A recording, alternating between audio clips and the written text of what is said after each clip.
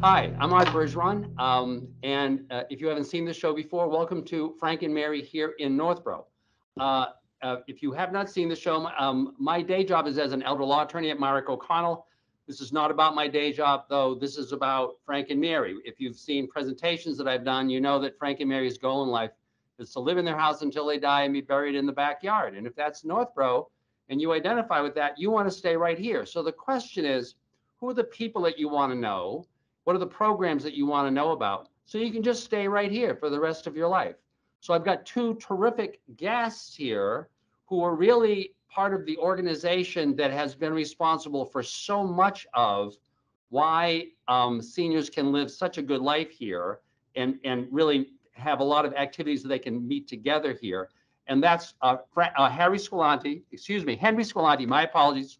I didn't pronounce it right. Henry Squillante, uh, and Kerri Martinek from the Friends of the Northborough Senior Center. So thank you very, very much, both of you, for coming on. As I was mentioning to you before the show, I was delighted that you could be on, because over time I've learned so much about the Senior Center itself, which is like beautiful and fun, but also the Friends and the anchor role that the Friends have played in so much of what the Senior Center does, and probably will continue to play in what the Senior Center will be doing. So could you just talk about, now, so you're from, everybody's going to know you. No one knows me. So, but if you could talk a little bit about who you are and why you're on the Friends Board, and kind of historically the role that the Friends Board has played and is playing, and what you're thinking about for the future. I know that you had been done a master plan in recent years. You really kind of thought about where you want to be going. So it's all yours. Great. Thanks, Arthur. Thanks for having us on the show. My name is Kerri Martinek. I'm president of the Friends, and Henry's our treasurer. Primarily, the Friends of the Northborough Senior Center is really the fundraising arm. So we work in collaboration with the Council on Aging and the director of the Senior Center to help supplement the programs and the funding for programs that's required. We're not a town organization. We're a 501c3. So we really have the opportunity to get out there in the community and raise funds to support this wonderful place and all of the activities and programs that they do. In fact, Henry and I were just the other day talking to Eileen, the current director of the Senior Center, about all the activities that would be great to bring up here. And I think, Henry, we came up with a whole list of different amazing things going on there, from the Bistro to the Daybreak program to, well, Henry Dull Men is one I'm sure you'd bring up. Just these great activities that we have there that are available for people. The bottom line is the Senior Center's open, and you're missing out if you're not stopping by. He's one of the dull men. I am one of the dull I've men. always heard about the dull Well, men. I love that organization. I just love Just it. to digress, the Dull Men is an international organization headquartered in London. And there's a branch in Southborough and Pembroke that are very active. So and we talk about anything but religion and politics. Well, that's a pretty amazing, that's a challenge right now. That's a big challenge. So But so as can you? Kerri said, one of the big draws to the senior center is our bistro. We're one of the very few senior centers where you can come Monday through Thursday and order off a menu. You don't have to pre-order. You have a selection of sandwiches, soups, a special we have every week. I like to say it's the best and cheapest place to eat in Northborough. Surprisingly, we have a lot of customers who come from the surrounding towns, not just Northborough. And we even see people from our DPW that come up there and eat. So they must know it's a good meal to eat. So do you card these people? Like, do you have to show you're under a particular age or over a particular age to go in? Okay. If you're under a certain age, you have to pay the meal tax. Ah, If you're over a certain age, there's no meal tax. We do not card to see if you live in Northborough. We welcome anybody from anywhere. well, I just didn't want to know if you were carding to see how old they were. I mean, these people are getting a break here. So, Henry, we were talking a little bit about kind of, and this is really to the both of you, about kind of historically the role that the Friends have played, in the building of that senior center, in the staffing of that senior center, and now in the ongoing running of the senior center. And I just want to know if one of you could just kind of talk about that a little bit, because I think people don't, you always you think you're in a government building, it's a big government program. You don't realize that it's not just your tax dollars at work, it's a lot of others' contributions at work, You want to take that, Kerri, or want me? No, Henry, I think that you've been around much longer and can speak to that clearly. Well, that's because I'm older. Yes, the senior center was started in 2011, so we're 11 years old. During those 11 years, the Friends have supported the Bistro with additional personnel. We've also supported the senior center with different programs, buying equipment. Currently, the town pays for the building, utilities, things like that. And for 3 to 4 of the staff there, everyone else is either a volunteer or paid for by the receipts or funding the Friends can provide. We mail out the Northborough Times, which is a magazine. We mail out 2,700 copies a month. And it isn't cheap, believe me. And that's one of the reasons we have to continuously do fundraising, because we have to keep up with our expenses. As I mentioned earlier to you, Arthur, when a different personnel is needed, let's say in the Bistro, the Friends have stepped up, paid their salary. When a strategic plan was needed, the Friends stepped up, paid the cost of a consultant to do a strategic plan. We did a rebranding, and our logo is an award-winning logo that we've recently been notified that, I guess, in Metro West, our logo was the #1 logo for senior centers. We bought other things like they needed a barbecue this past summer, so the Friends went out and bought a barbecue. We needed a device to take movies, 8mm movies, and convert them to digital format. Friends went out and bought a movie maker. So when the pool tables needed recovering, the Friends pay for the recovering. Those are the type of things that we do. The director will come to us, we'll evaluate it, and in 99.9% of the times, we'll spend the money to do whatever is required. And sometimes I just add like fun events. So for example, the different meals, like this year, I don't think we did St. Patrick's Day dinner, but last year we had the St. Patrick's Day dinner or the Veterans Luncheon or things like that. We like to contribute to those types of community building fun events. I think also as we go forward, especially over the period of the pandemic, we've seen a huge shift to Zoom.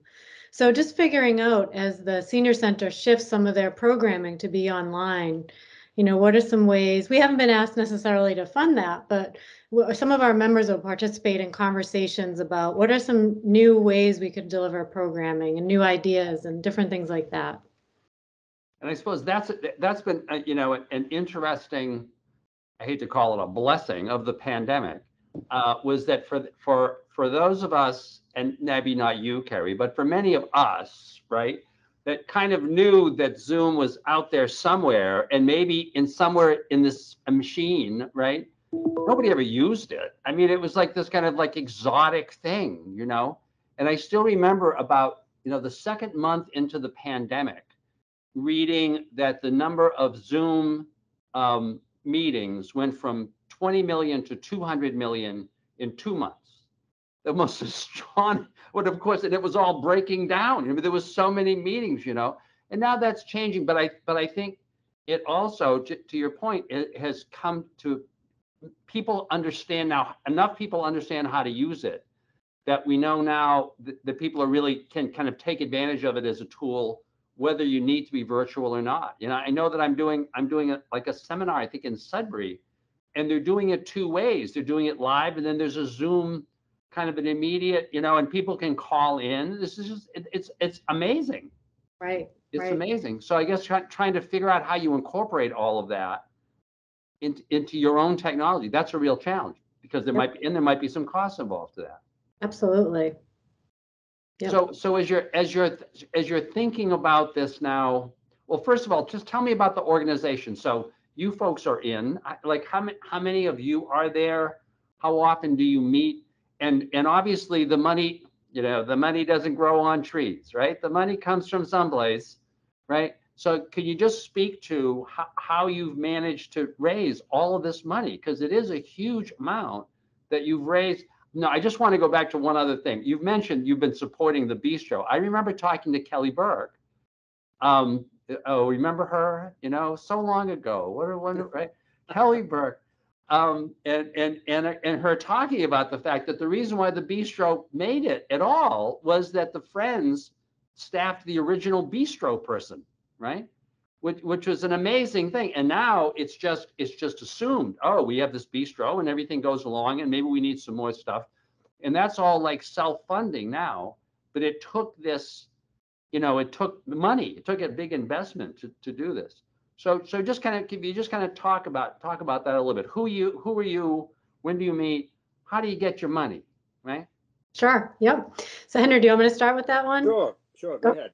So we have 13 board members right now, and we're a working board. So everybody on the board is doing something. And so we have all different fundraising activities, from the jewelry cart at the senior center every day to different fundraising events. So for example, we have coming up the fund drive. We did that last year where it was perfect because everybody was cleaning out their homes from COVID.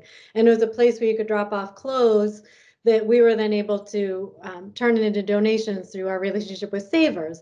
So we're doing that again this year, April 29th to May 7th. You can drop off clothes and linens and things like that at the senior center we have a trailer set up for the week. And then Savers pays you when you bring it to.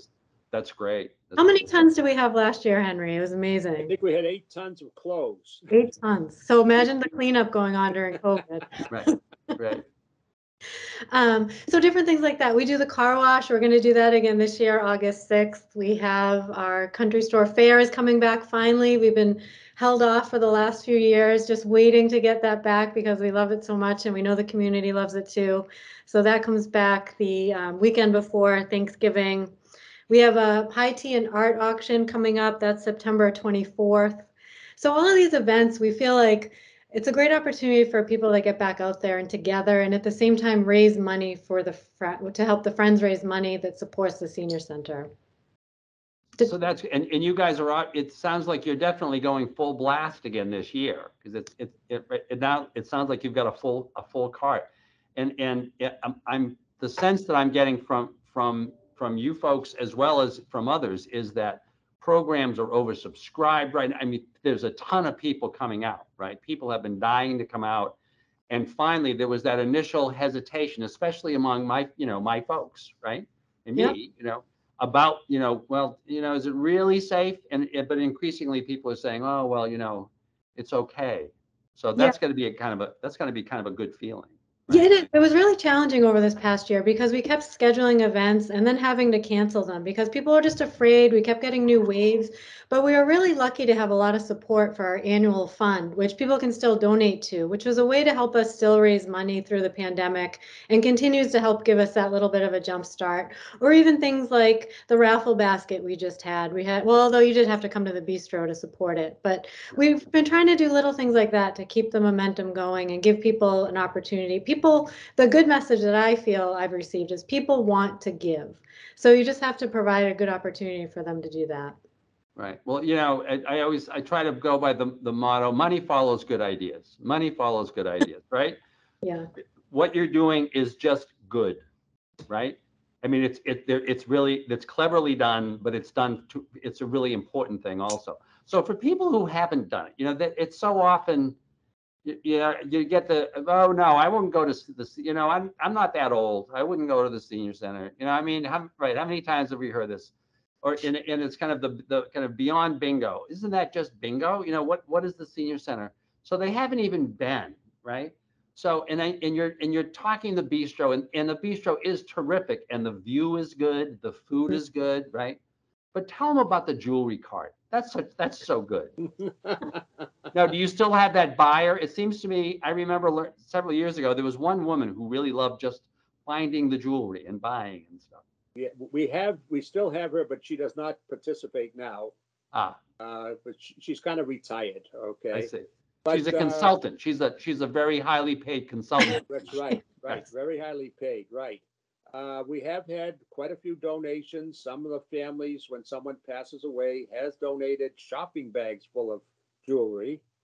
In fact, 4 women spent yesterday morning sorting through jewelry to constantly keep the cart updated for whatever season it is. We just went through the St. Patrick's Day season.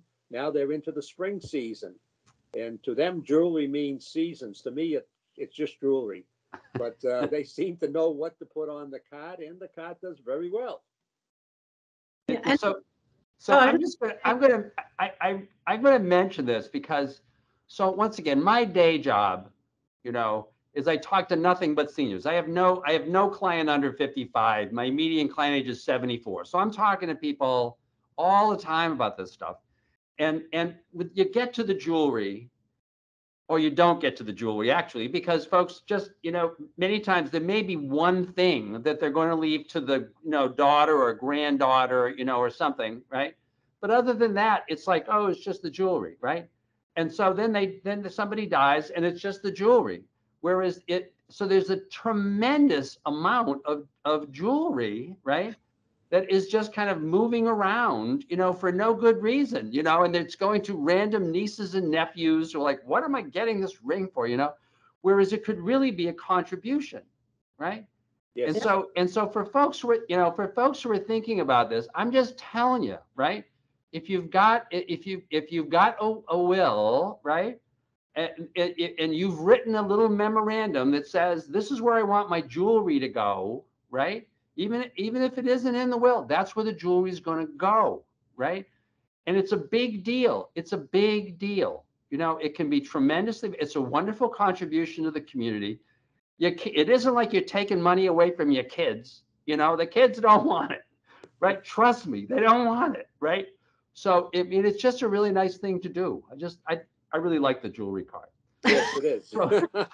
So tell me about what you're thinking about for the future. I know once again, you did the math, you kind of funded the master plan and talked about the master plan a lot, among other things. Is that what also resulted in the logo? I think that was part of kind of what you were doing. Yes, that was the rebranding portion of the senior center. As you might know, since Kelly left, we had a senior center director, and then she was lured back to her previous town. To Littleton, yes, I remember. Yes, yeah, and right now Eileen is the interim. She's been interim twice, and they're in the mode right now of searching for a new senior center director. I'm told that within a couple of weeks we should know who the new senior center director will be, and then we can go forward again. We've been I won't say we've been treading water, because Eileen is far from a person who treads water. Right, I've met Eileen. Yeah, she doesn't waste any time. No. But some of the programs people might be interested coming to the senior center, but besides the food, there's the Dull Men. There also is a program called Daybreak, which I'm sure you're familiar with, Arthur, where Northborough, Hudson, and Marlborough have a class where you can bring, let's say, one of your spouses that needs care while you go off and do shopping or banking or even take a nap. And so on Tuesday, Wednesday, and Thursday, there is the facilities that can take care of a spouse for 3 hours each of those days at practically no cost at all. It's only a donation if you want to. We also have the Shine program, which helps people determine what medical care they need, what other types of care they need. And one of our greatest assets is our outreach coordinator. She's the one you go to. You have any questions about anything about seniors, even if it isn't in Northborough, but you have a relative someplace, you can ask our outreach coordinator and she'll give you a pathway to do. In fact, you helped me, Arthur, with my brother a couple of years ago when he was looking for he had some problems, medical care problems. You told me, you gave me some hints, and you also were willing to stop in and see him if I wanted that. So yep. For that, I thank you. In fact, we're going to be starting a couple of new programs. One is a Be Well program, and another is a memory training program. And I like to joke, the memory training program is great if you can remember to go to it. So those are the new types of programs. See, they're adding that to their agenda for the Dull Men. Yeah, right? right. There's going to be an offshoot, the sharp men, The right? sharp These are men, the dull men that have got their memory back, right. right? So those are the types of programs that we're adding. We recently started a ukulele class, and most of the people in the class never played the ukulele in their life, but they're enjoying strumming away, and they're actually sounding better. We have them on Fridays when there's not too many people there, so. But they are sounding much better. So that's the type of things that we're doing. It's a fun place to come to. And as you said, it isn't for old people. It's for seasoned people. We're seasoned. We're not old. For seasoned people. And I just want to do another plug for that Daybreak program. I mean, this is something, there are two interesting things about Daybreak. First, most communities do not have any place really where if you have a loved one, typically a spouse, who's got some memory problems, right? Where they can be in an environment that is safe, right? And not just safe, but really kind of stimulating in that it is really focusing on folks who have all got memory problems, right? And so you can, for little or no cost, right, give your spouse something special and also give yourself something special, which is a break. I know that folks have I know that folks have interviewed, folks who have come, right, whose spouses have come, and they said, so what do you do, while your spouse is there? I just go home and go to bed. Maybe people get their hair done, maybe people do, but really it's just a break.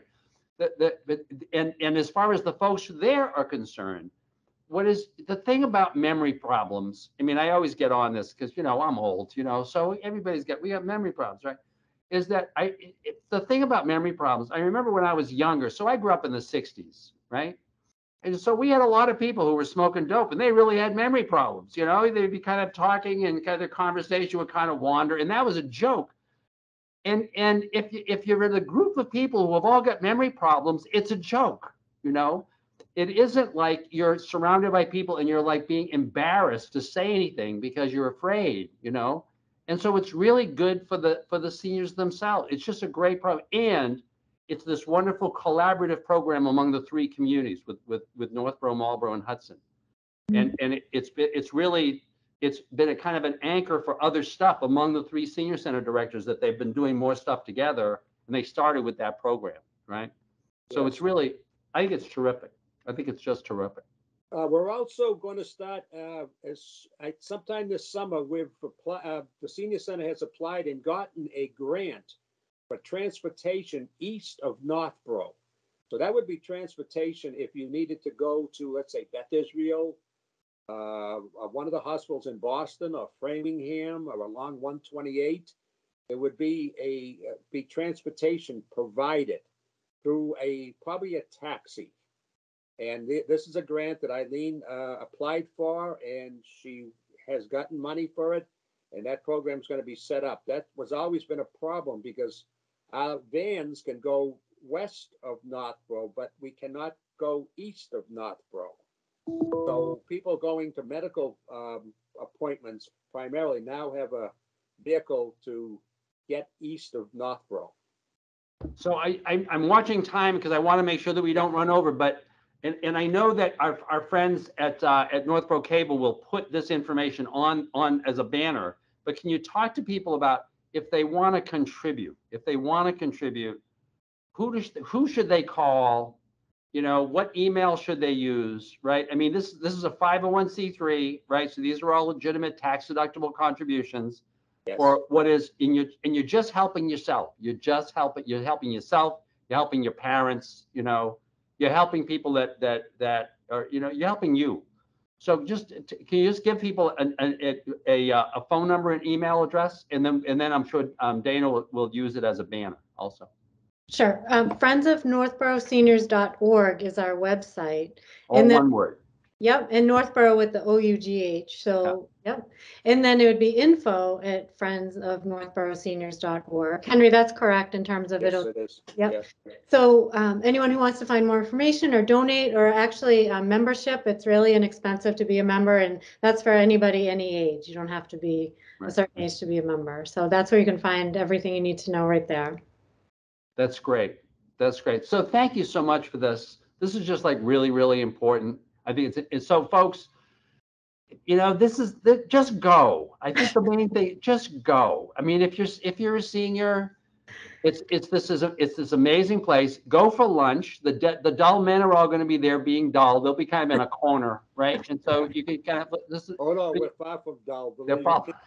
Oh no, those are those smart men. Those are the ones that took the sharp men. That's the other tip. So go and go to and buy some jewelry or contribute some jewelry. There's so many ways that you can do this and be part of this community. We are in this together. All seniors, we're all in this together. And the younger ones need to help the older ones. The healthy ones need to help the sick ones. You know, we're all in this together. So, and that's the place to find out how you can help. So thank you very much. Thank you both very much for coming on. Thank you. You're Thank welcome. you. Yep. And folks, we'll see you on the next installment of Frank and Mary here in Northborough. Thank you.